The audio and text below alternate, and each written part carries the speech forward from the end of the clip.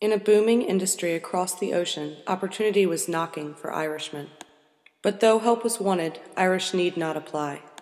Wanting to go to the gold country, the Irish were sent to the coal mines. Down in the mines no sunlight shines, those pits they're black as hell.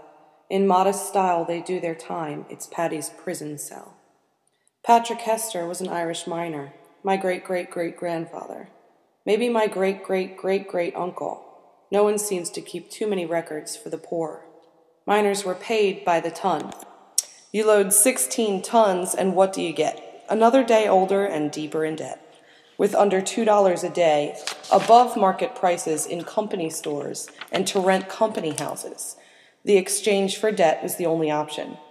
There were families who for 10 years have never received $1 in cash for their labor. St. Peter, don't you call me, 'cause I can't go. I owe my soul to the company store. Worse than debt is danger. Backs will break and muscles ache. Just dig that bloody seam. Explosions, floods, fires, smoke, gas suffocation, cave-in haulage, cage fall, roof fall, crossheads fall, mine cars crush, black lung.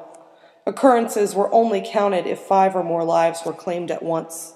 Hundreds of lives in the anthracite region alone.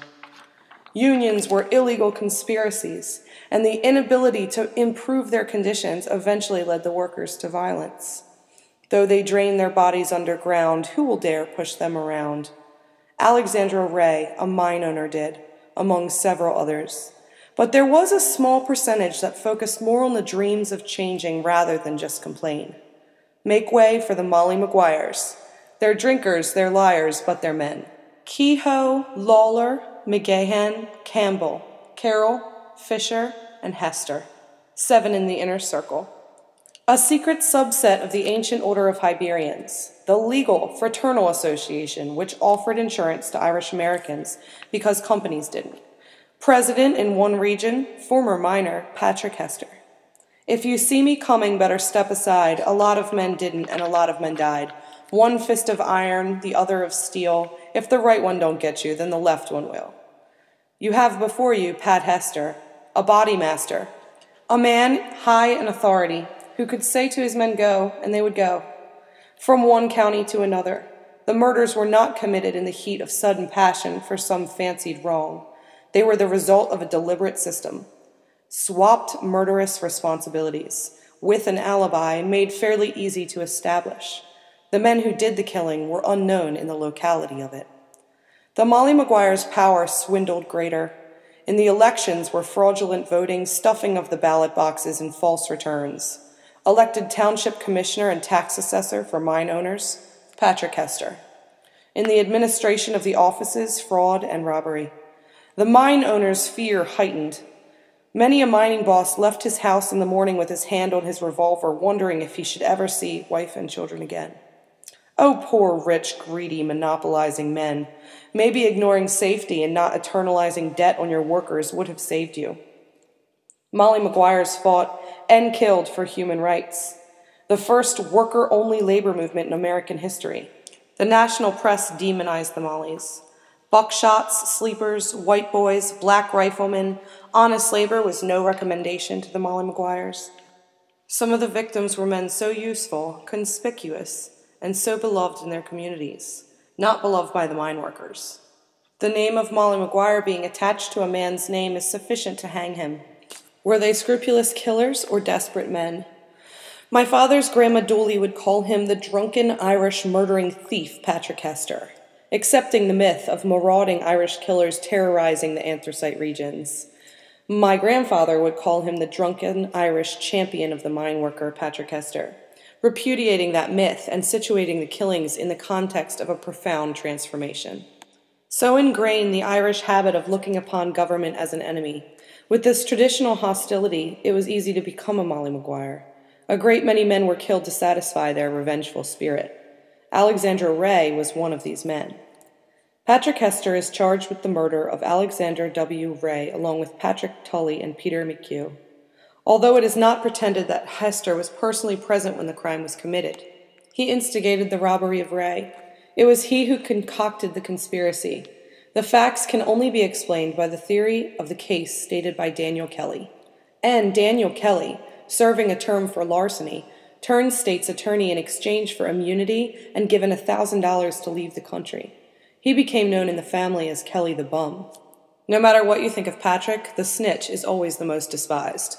Molly Maguires were desperate for a higher quality of life. Kelly the Bum was desperate for freedom.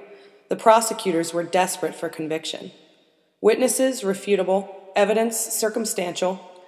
The Molly defeated candidate for governor was the president judge of the court that tried the Mollys, a clear conflict of interest. The truth is still undetermined. June 21st, 1877, Black Thursday. June 21st, 1877, the first 10 Molly Maguires hung. March 25th, 1878, 3 more at Bloomsburg, including Patrick Hester. December 18th, 1878, another Molly hung at Pottsville. There was implication that a Molly-supported governor would pardon any Mollys who were convicted, yet they were still hung, the tradition of retributive justice they sought. The Molly Maguires were the last of their line. While the state authorities in effect privatized the prosecution, they made hangings awesome public spectacles. And Bloomsburg, the most public hanging of them all, crowds covered rooftops and walls of what later would be called a playing ground. 3 dead men walking past coffins to their noose, but drunken hangmen tie the knots too loose. No neck broke from the drop that day. 3 men kicking for 10 minutes, they say. 2 watchers died in the hysterical crowd maul, all to satisfy a corrupt mine owner's law. While we read of strong drink, carousing, robbery, murder, nowhere do we read of desolate women. Even my family's different beliefs agreed. Describe Patrick Hester and the answer will be his passions of family, alcohol, commitment to his friends, tavern keeper, married with 4 children. The Irishman, steeped in crime, remained true to the sexual purity of his race. Credit is due. Credit for representing and bringing to action the non-unionized needs for safety, quality of life, and just economic practices that were unaddressed. Those miners had to deal with that every day of their lives. Black Thursday destroyed the Mollys, convicted for violent crimes against the coal industry, yet the facts of labor, class, and ethnic conflicts, even the existence of the organization, remain contested.